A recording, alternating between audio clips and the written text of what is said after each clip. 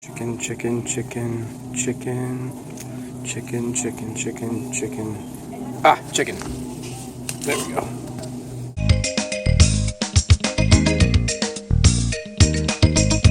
Alright, so today we're doing bodybuilding chicken. Now what does bodybuilding chicken mean? What's the difference between that and chicken, right? So when you're doing bodybuilding chicken, typically, especially for me, I like to eat 8 ounces of meat per meal. So I'm not going to cook 8 ounces at a time because I have work, I have other things to do, and I don't want to be cooking for every meal, and I can't. So I'm going to cook all my chicken at once, and they come in about 4 pounds in the store, so I'm going to cook 4 pounds all at once. And to me, that's bodybuilding chicken. So for bodybuilding chicken to be successful, you need to do 3 things. The first one is you got to make a lot of it. We can always make 1 meal at a time, but some people have work, we have other things to do, we can't be cooking chicken with every meal. So the package that I bought comes with 4 pounds, so I eat half a pound per meal. I can make 8 meals right now. So the second thing that we need to do is we need a recipe that's fast and easy. If you're making 4 pounds at a time, you can't be sitting there waiting hours for it to complete. You can't consistently put this kind of a recipe into production. I want to be able to make a lot of chicken, and I want to make it quickly. And then the last part is it also has to taste good. Now, I used to make really boring and terrible chicken, and it was really hard to get down. And even though I would make my 4 pounds and my 8 meals, by meal 3, I wanted to throw it out. And by meal 8, sometimes I would throw it out, right? So that's not a successful recipe. The recipe has to taste good. So now, we figured it all out, and I'm going to show you how I make my bodybuilding chicken.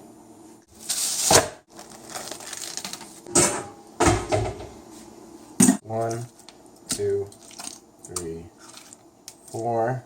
My mom always told me to wash your chicken or beef. So I don't know why I do it, but my mom told me to, and my mom's pretty much always right. So there you go, Mom. I'm washing the chicken. So when I clean my chicken, I like to clean all the fat off of it. I think that fat, and this might not be true, but from what I understand, fat is where all the bad things that the chicken ate over its life, like hormones or antibiotics or whatever else they give to the chicken to eat, that's where they're stored. So fat's also not healthy to eat. Plus, with that in mind, I like to keep my chicken as clean as possible. And nobody likes chomping into a delicious piece of chicken only to have like a hard piece in there, right? That's pretty annoying too. So I just try and clean it as much as I can. So, yeah. On this side, there's usually some white stuff here. Now I'll lose a little bit of actual good chicken by doing this, but I figure the better I clean it and the less junk that's in it, even though maybe I'll lose a pound, or over the 4 pounds maybe I'll lose about a quarter of a pound, it's going to be worth it in the end.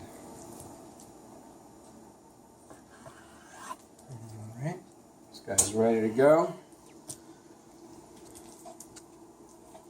There's a weird part in the chicken right here. I don't know my chicken anatomy well, so I think this is the chicken tender and the chicken breast. Maybe I'm wrong, but there's an area here that has these weird connective tissues, and I hate biting into them, so I'll be pretty anal about cleaning them out. And again, I'll lose some good chicken in the process, but I'd rather do that than get one weird bite and then have that bite ruin the rest of the 3.5 pounds of chicken that are in the fridge for me, and I just can't even eat them because I'll be remembering that disgusting bite.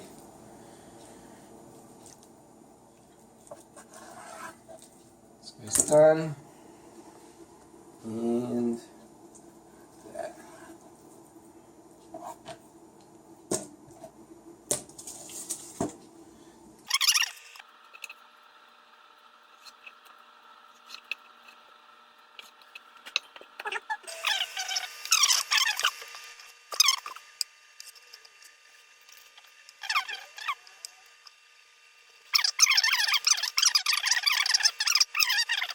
Washing his hands, very important. Chicken hands. Chicken hands.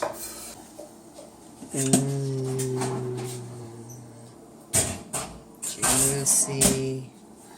What I've learned with my chicken is there's really no wrong way to season your chicken if you're going to grill it. So what I like to do is very basic and very simple, and again, it's for the interest of making a lot of it, making it quickly, and the recipe is very simple, and it actually tastes good. So what I use is regular salt, regular pepper, garlic salt, if I'm feeling very fancy, onion powder, garlic powder, and I don't know what paprika is, but I love whatever it does to the color of my chicken. It looks like it's already cooked before I even start. So, here we go. Let's season away. Lemon juice. Oh, and lemon juice. Sorry, guys. Thank you, Maria. So my technique is to have one hand that I handle all the ingredients with, and the other hand is my chicken hand. All right. So once this goes in the chicken and this gets fully covered in salmonella, this is it. This is like radioactive hand. All right. So I already salted, and now I mix. Chicken hand, regular hand. Chicken hand. Oh yeah, get in on that sound. Mmm. So there's 4 pounds of chicken in here, roughly. I bought about 4.5 pounds and cleaned about half a pound of it away. So it did seem like I put in a lot of salt just now, but that's not really the case. There's 4 pounds of chicken in here. There's not a lot of salt over 4 pounds. Get some pepper action. And again, you guys can do this to your own taste, but when there's 4 pounds, it's almost impossible to overdo all the ingredients except for salt. If you really sit there and you salt it, you might actually overdo it. So next one is onion powder. I like to make it very snowy in here. Again, seems like a lot, right? Just a little bit, nothing crazy, just moistens it up. Tastes better later. We got some garlic powder. Same thing with garlic powder. Garlic you can overdo, but garlic powder, I don't think you need to worry. And you can add anything that you like. I just find that these ingredients work really well for me. They grill up well, they don't burn on the grill. They taste good, they're not unhealthy, they don't add any calories really, so I like what they do. Again, this is my personal preference. You guys can do whatever you want, but just keep in mind, there's 4 pounds in here, so you want to make it good. If you made 4 pounds of terrible chicken, you're going to absolutely hate yourself by pound 2, by pound 3, by pound 4. You're going to question why you even did this. You're going to maybe finish the chicken and then never do it again. And now, paprika. I like to make my chicken very red. Oh, and it's not spicy. Thank you, Maria. A whole lot more on it. With chicken hand. And then finally I got a little garlic salt. So as you saw with the first shaker, I did okay. I didn't really salt it too much. I like garlic salt. It doesn't taste like garlic powder. It doesn't really taste like salt. It's just nice. And I add a little bit on there. Just a little bit. But whatever I do, I don't want the flavor to be too strong, because then I have to eat 8 meals of this super strong flavor, and you know, sometimes it's just too much. Alright. Chicken hand. So now what I do is I put the chicken in for about a half hour. Maria is kind enough to let me use her George Foreman grill. It's been preheating for the last 10 minutes. So I got this guy. I got my bowl, cover for bowl. And got my pan. We need our chicken. And also our cooking tongs. Cooking tongs. We're ready to start cooking. So the important part of cooking is to know your grill. Now, I've used this grill a bunch of times, and I know that it's 3 minutes between turning. So the way that it's recommended to use a George Foreman is you put the strips in one direction. Now I know it's 3 minutes. When the 3 minutes are up, I turn them 90 degrees. And then if the pieces are really thick, I'll go for another 3 minutes. If they're thin, I'll go for 2 minutes. So it's either going to be 6 minutes if they're fat total, or 5 minutes if they're not that fat. Alright, so here we go. Spray. Fat piece, so I'm going to find equally fat pieces. And they're fatties, so my grill There we go. My grill means 3 and 3 minutes.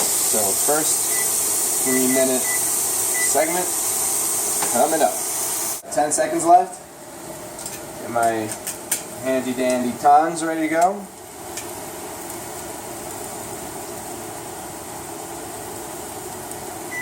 Alright, that's 3 minutes. Ooh. See how nice and juicy and red they look? That is the paprika. And that's the reason why I put it on there. I'm sure paprika tastes great. I can't really tell. But it does make the chicken look great, and that's all that we really want. So I'm going to flip this guy too, because he's starting to get a little burn. That is probably from the George Foreman grill itself. Let's run this guy as well. Alright. Now this grill tends to burn a little bit of the meat. That's the grill itself, so knowing that, I respray it, and then these are fat pieces, so we got another 3 minutes. 3, 2, 1. Alright, in theory, it's done.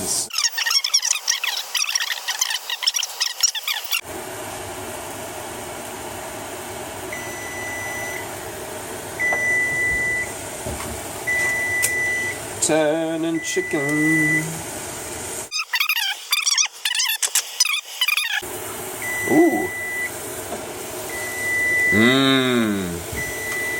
Oh yeah. Nope. Alright, I got you. There we go. Spray. Mmm. Chicken. Gotta have chicken head. No.